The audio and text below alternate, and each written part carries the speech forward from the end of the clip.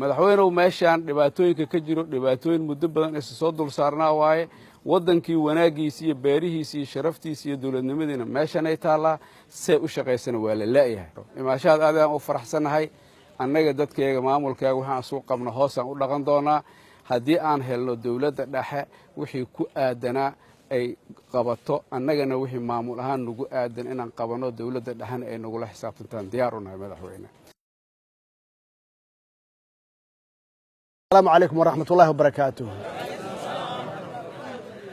waxaa runtii aan idinku mahad celinayaa oo sharaf weyn ii ah sida wanaagsan oo waaltinimada leh aad nagu soo dhaweyseen aniga iyo wafdigeyga intaasna ajar iyo xasan Allah idinka siiyo waa sharfantihiin. markaan hadalkiina dhageystay saddex arrimood yaa ii soo baxday. waxaa ii soo baxday dib u heshiisiin in loo baahan yahay. waxaa ii soo baxday in dib u dhis loo baahan yahay magaaladan tan saddexaadna dib u xoreen in loo baahan yahay saddexdaasna aasaas waxa u ah cadaaladda maxaa yeelay cadaaladda adaa ku nool iyada kuuma noola meel aan cadaalad lahayna ilaahay ma karaameyn ilaahayna waa u carooday waana waxyaabaha hadda aan arkeenno oo aan ka hadlayno waxaan ka hadlayno inta badan dhibkana haysta abaaraha iyo colaadaha aasaas waxa u ah cadaaladii aan ka tagnay marka cadaalad haddaan ka tagnay saddexdaas aan sheegteen lama wada heli karo waa dhab suu sheegay saaxiibkay xildhibaan dalxa magaaladan waa ku soo koray waa runtiis waa imaan jiray keligeena maahee soomaali oo dhan yaa imaan jirtay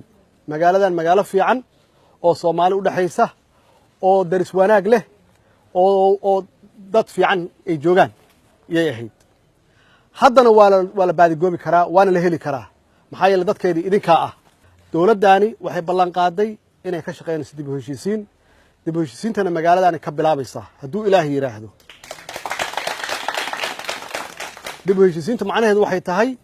in la wada noolaado in lais ogolaado dad soomaali oo walaala ah yaan nahay waxaa ku xigta in lais cafiyo oo lais ogolaado yaa ku xigta intaas haddaan la helinna hadda qof ku noolaan kara marka ma jirto marka annagu marka dawladdii dhexe ama dawladda federaalka ah waxaan kow saaraynaa wax kasta aan qabanayno dib u heshiisiin maxaa yeele dadku haddaysan isku calool fiicnayn haddaysan dadku walaaloobin ammaan lagama hadli karo marka waxaan idinka codsanayaa inaad kow ka noqotaan oo aad nagala shaqaysaan arrimaha dib u heshiisiinta dad wanaagsanaad tihiin dadka hadda ku nool iyo dadka yimidba labadaba ilaa waa magaalo Soomaaliyeed ciidamadayda qalabka sida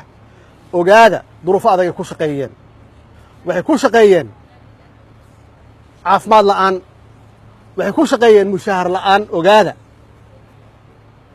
waxay ku shaqeeyeen mushahar la'aan waxay ku shaqeeyeen daryeel la'aan oo kii dhinta caruurtiisa aan dib loo fiirinayn kii dhaawacmana aan la daryeelin duruufahaas ogaada saasay tahayna iyagoo kaneecadaas iyo dhaxantaas bannaanka u taagan yay oo mushahar qaadanayn yay hor taageen qoladan daalimiinta ah oo inkaarta qaba way hor taagan yihiin waana ku dhimanayaan 100 jeer waad ogtihiin in magaaladan lagu soo weeraray oo ay difaaceen waa ogtihiin yaan laga abaaldhicin ma maqlaysaan wiilashayda laga bilaabo maanta hadduu ilaahay yidhaahdo qofkii lagu arko isbaaro wiilashayda ma aha waxaan u soo kaxaystay guddoomiyahayga maxkamadda aawey liibaan yaan u soo kaxaystay waa qaadicu dariiq ogaada wiilashayda ma aha ninkaanan u taagan maxaan ku dhaha janaalkayga u taagan ninkii soo qaban lahaana waa kana aw booliiska jenaraal saacid aawey ee sambaloshe waa raggaan wey haddaa aragtaan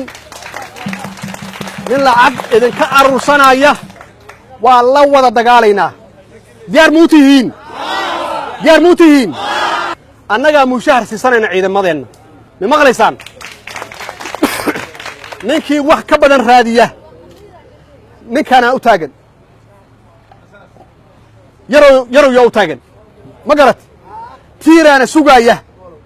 maxaa yeelay qaaducu dariiq diinteennaa diidday annaguna ma ogolin ma maqlaysaan jidka ka baxaya halkan oo ilaa baydhabo tegaya baryahan o dhan baan ka shaqaynaynay nin ciidan darays qaba oo jid istaagaya oo isbaaro dhiganaya ma jiraayo isna insha allah mushaaharadooda annagaa meel saarayna qofkii dadka dhiba marka waa